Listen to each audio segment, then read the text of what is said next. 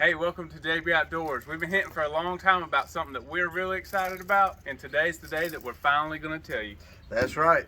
So we are pleased to announce the JB Outdoors Series lures. That's right. We have our own personal crankbait series lure, and we have our own personal jerkbait lure. Now these are custom paint, custom design, and even have our custom logo on the bottom.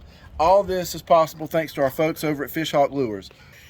We are super excited to have these lures. We're going to have our buddy Sammy on with Fish Hawk Lures to talk all about it and how this is even possible.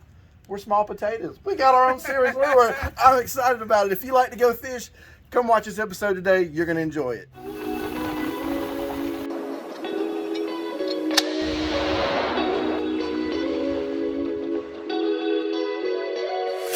JB Outdoors. We were able to get these 9. JB Outdoors, look at that, baby, fish. Oh. You will mix up your product until you get to that point. It's time to get outside with the guys at JB Outdoors. All right, so Jeff, I'm just over the moon excited about our new JB Outdoors series lures. And of course, these are all possible from our buddy Sammy at Fish Hawk Lures. And Sammy, we're glad to have you on today. Welcome to the show. I appreciate it. Yeah, guys. welcome Thank to you. the show, Thank man. you. We know you have a super passion for fishing. Yes. Fish Hawk Lures makes custom lures. And how did Fish Hawk Lures come about, Sammy? Well, it started several years ago, really, probably 30 years ago. Fishing with my dad in creeks and rivers and stuff. And in the creeks, we used to fish with red rooster tails. And we used to fish for redfin pike, jack, and bass with those, you know. And it was hard to find a decent red rooster tail, but even back then. I mean, and nowadays it's virtually impossible. Well-made inline spinnerbait. So that kind of led me into making, and these are some of the first ones that I made. I made one of these guys out of bass, a brass body. Yeah, it's a nice little rooster tail. Yeah, it's just a little bitty one. It was perfect for what we were fishing for. I don't know if you know anything about redfin pike, but they're pretty small. Okay. They don't get very big, but really good, tasty fish. And so you have to use something small to catch them. And so I found out how to make them and tie my own treble hooks and everything. So. Very nice. And then I went to a place recently and we started trying to fish again with them with red rooster tails, and that made me break out my old spinnerbait stuff. And then I started making my own with glass and metal bodies. So. Yeah, man, I even like the backing on that. It's a nice wood backing. Oh, It's thank stapled you. down. Yeah, staple. I mean, that's old Kinda school. old school. Yeah, Yeah, man, yeah, that's I what I like like. And I like old school, so Yeah, man, nothing wrong with that. Those Yeah. guys caught a lot of fish back in the day Yeah. with the wood stuff. So these guys got glass heads on them, glass beads, and so they really reflect light really well. And so that's what I was going for. You know, I want to reflect that light real well, and when it's going through the water. So caught several bass in the creeks with these, and so these are really good creek pond spinnerbaits. Okay. Yeah. Well, then, what did you get into next? Obviously, the plastics. Yeah. So that kind of led into it actually went from there to wood. It actually went right into top water lures. And how that happened was I wound up with a mini wood lathe, and I got a wood shop at my home. And of course, I've done some woodworking back in my day. My dad had a cabinet shop for a little while, so I was familiar with woodworking and tools and all that. So, Sammy, you talked about the wood lures. How'd you get into the hard plastics? well, that kind of led into once I learned how to finish. I was trying to figure out how to finish and paint the lures. And start off with, I was painting my lures with spray paint, regular spray paint. Well, that's kind of messy, and you can't really control it very well. And the first lures that I made was actually spray paint. So then that led me to get an airbrush and an airbrush station.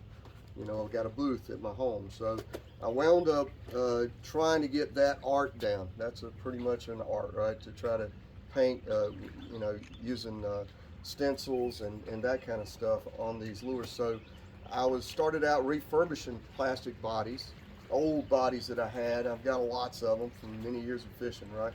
So, you know, sanding them down and refinish them and repaint them and everything.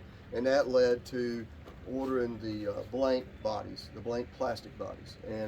And there's certain levels of those. You got some real cheap ones you can buy, and you got some middle ones, and you got some really good ones you can get. So these are the more higher, upper level brands.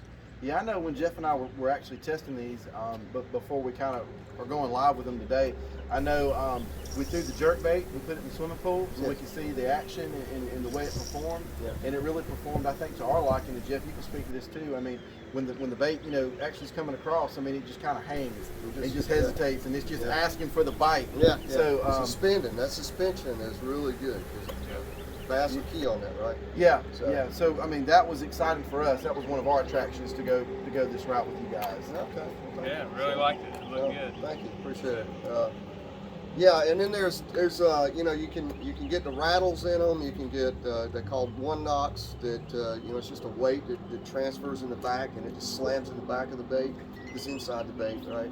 So you got rattles, you got one knocks, you got silence.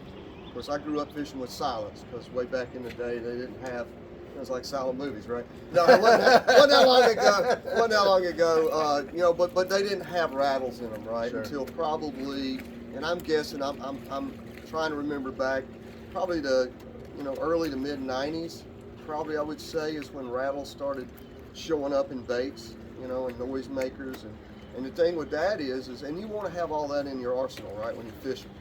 You want to have the silent ones. You want to have the one knocks. You want to have the rattles, because the bass will get used to that, and they'll know to stay away from that noise, right? They go, "Oh, that's a bad thing," But if you kind of keep them on their toes, changing it up, I think it helps.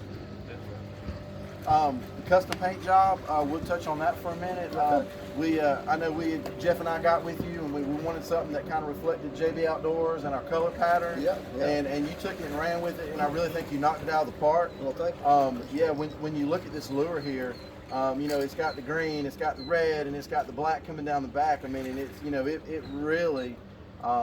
You really took it to the next level, and the craftsmanship really shows on these lures. Well, I appreciate it. Thank you. Yeah. I had to had to make my own stencil basically for the little stripes there on the back. So yeah, it was interesting. First time I had done that, because I wanted it to be different than anybody else has got out there, right? I want the same thing. All right. So Sammy, you mentioned that you can make them out of cedar. How do you make a tree turn into this? Well, we start with an actual log, and I had some cedar logs, cedar trees on my property when I first moved there, and I set them to the side and thought one day, hey, I'll use these for something. Never thinking that I'd ever use them for, making lures, topwater lures or anything. But anyway, so I take an actual piece of log, cut it with a chainsaw, obviously, and I get it down to this, and this is about a 1.5 by 1.5 inch block, and that's perfect. This blank is perfect for making these lures.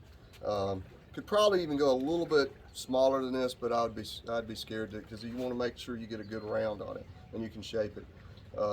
This is definitely what I need for my big mouth series that I do, topwater.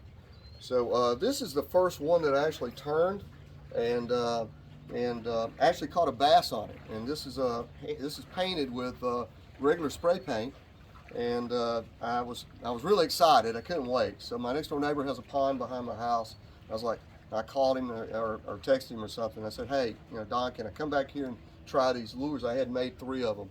This again was the first one that I made, and went back there, and 2 out of the 3 that I threw caught a bass. Nice. And I didn't stay there very long, so I was pretty excited. I got some pictures of that and everything. Yeah. So yeah, it was pretty cool. So that was proof of concept for me, and I needed to see that, and that was verification that, hey, you got something. I can do something, right? I can make something that catches fish.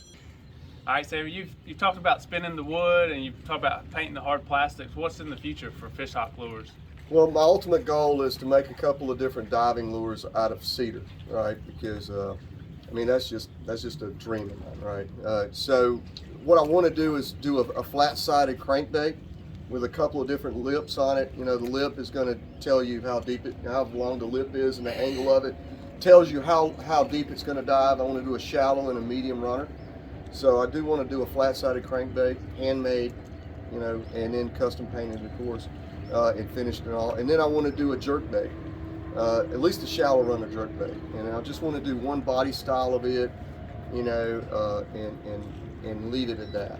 I don't want to, you know, have a whole bunch of bodies that I'm trying to make, because there's a whole bunch of finishing techniques, right, in custom paint that you want to do on them. Yeah. So I don't want to be bogged down in a whole bunch. But I'm researching that now, getting the equipment I'm going to need to do that, you know, and everything in the shop. Okay. So that's in the future. Yeah. Looking forward to it. Yeah, man, what's Definitely. exciting, and man, I mean, we're glad to kind of team up with you, and I mean, we love the outdoors. Jeff and I mean, man, we love to fish. So it's kind of neat to be able to kind of be in conjunction with a local artist, local talent, so that that we have fun, man. So, Well, Sammy, if somebody's interested in a lure that you've shown today, how could they get in touch with you? Easy. You just go to Facebook. My Facebook page is Fish Hawk Lures, one word, and look for it. And you can instant message me on there, and you know, we can talk there. Well, let's wrap this up so we can go fishing, Sammy. What do you say? Sounds great to me. Let's do it.